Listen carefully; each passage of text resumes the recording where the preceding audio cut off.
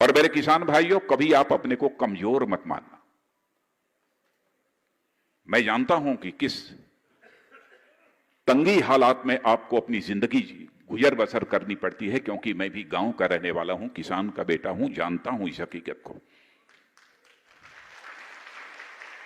कई बार सूखे के कारण, बाढ़ के कारण, कीड़े लग जाने के कारण फसलें बर्बाद हो जाती हैं, फसलों की उचित कीमत नहीं मिलती है, घर में त्राही त्राही मच जाती है।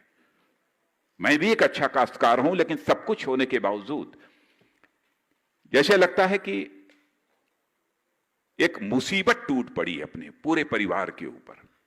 जब पानी नहीं बरसता है, खेतों की सिंचाई नहीं हो पाती है, अथवा कोई संकट पैदा हो जाता है, मैं अच्छी तरह मैं जानता हूं। लेकिन इतनी बात भी मैं दावे के साथ कह सकता हूं कि हिंदुस्तान का किसान यदि यह संगठित रहे तो दुनिया की कोई भी बड़ी ताकत इनका मुकाबला नहीं कर सकती है, इनको विजय हासिल होकर रहेगी।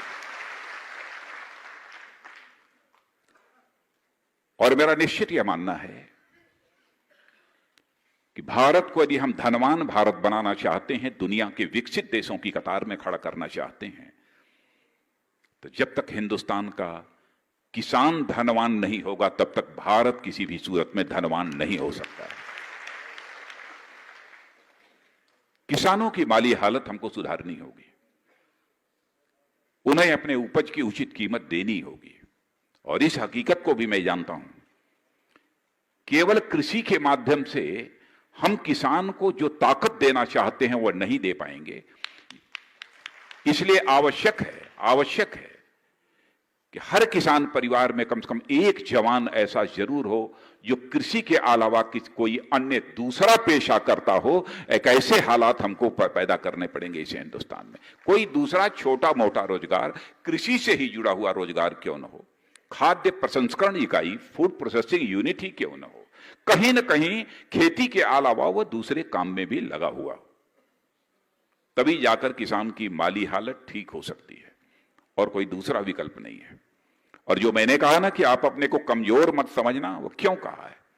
वो इसलिए कहा है कि जब जब देश में सामाजिक और राजनीतिक परिवर्तन की भावना देशवासियों के अंदर मजबूत हुई है, तब तब वह परिवर्तन यदि हुआ है, चाहे वह सामाजिक परिवर्तन रहा हो अथवा राजनीतिक परिवर्तन रहा हो, तो पहली उस परिवर्तन की गूंज यदि कहीं पर सुनाई दी है तो गांव के खेत और खलिहानों से वह परिवर्तन की गूंज सुनाई दी है। तब जाकर देश में सामाजिक और परिवर्तन और राजनीतिक परिवर्तन हुआ।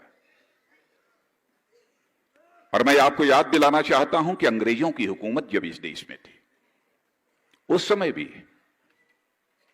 चंपारण का किसान सत्याग्रह महात्मा गांधी का मुझे भूल नहीं सकते हैं। परिवर्तन की अलख जगाई थी उन्होंने। हम भूल नहीं सकते बारडोली आंदोलन सरदार वल्लभ भाई पटेल का, सिलसिला वहीं से शुरू हुआ था। इसीलिए जो मैंने कहा, बहुत सोच समझकर कहा कि सामाजिक और राजनीतिक परिवर्तन की गूंज यदि भावना उनके अंदर बलवती हो गई, तो पहली गूंज यदि कहीं सुनाई देगी तो वो केवल गांव के खेत और खलिहानों से।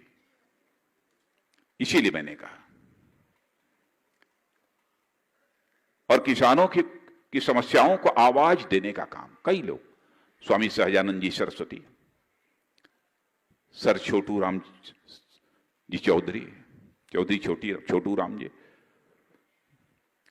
चौधरी चरण सिंह जी, चौधरी देवीलाल जी, और उसके बाद उसी क्रम में यदि किसी का नाम लिया जाना चाहिए तो हमारे स्वर्गीय चौधरी महेंद्र सिंह जी टिकैत का नाम लिया जाना चाहिए।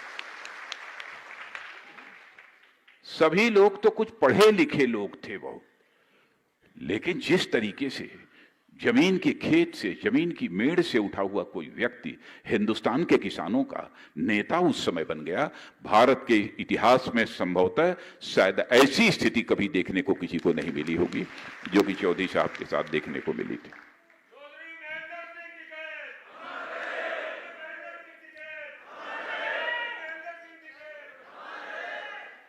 एक बार मैं मेरठ से आगे कहीं जा रहा था, मुझे खबर मिली कि मेरठ के हॉस्पिटल में वो भर्ती हैं, अस्वस्थ हैं।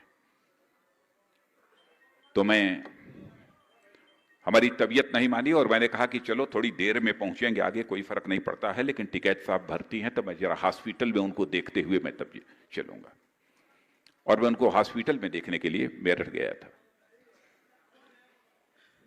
तो उन्होंने मैंने अब जो गांव की जो भाषा होती है उस भाषा में उन्होंने मुझसे कहा, अब उस तरीके से मैं नहीं बोल पाऊंगा जैसे वो बोलते थे, अरे तू काहे को आ गया, काहे परेशान हो गया, अरे मैं तो ठीक हो जाऊंगा, अरे मैं मरने वाला तो हूं, ये सब सारी बातें अपने गांव के अंदाज में उन्होंने सब सारी सुनानी शुरू की। और फिर एक आधा घंटा 40 मिनट तक मैं उनके साथ जो बैठा रहा, फिर उठकर मैं वहां से गया हूं। कहना चाहता हूं, विचार विमर्श का सिलसिला चलते रहना चाहिए। और मुझे खुशी है कि बराबर इन लोगों के साथ हमारी बराबर बातचीत होती रहती है।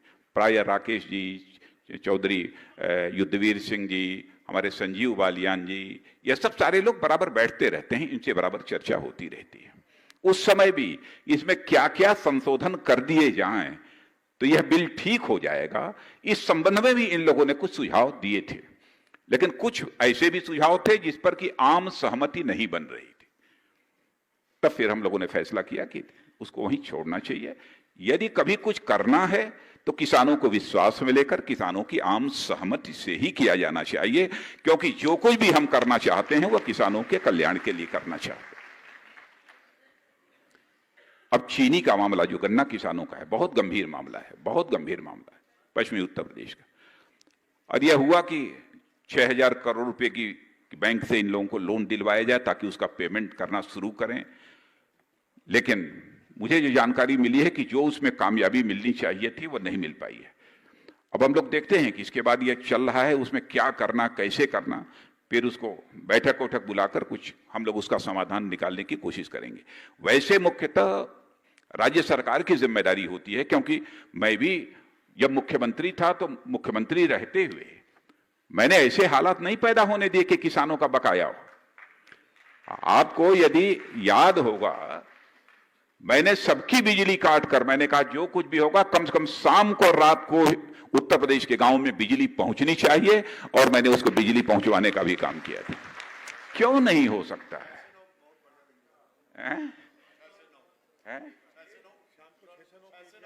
हाँ, दिया था, तो क्यों नहीं हो सकता है?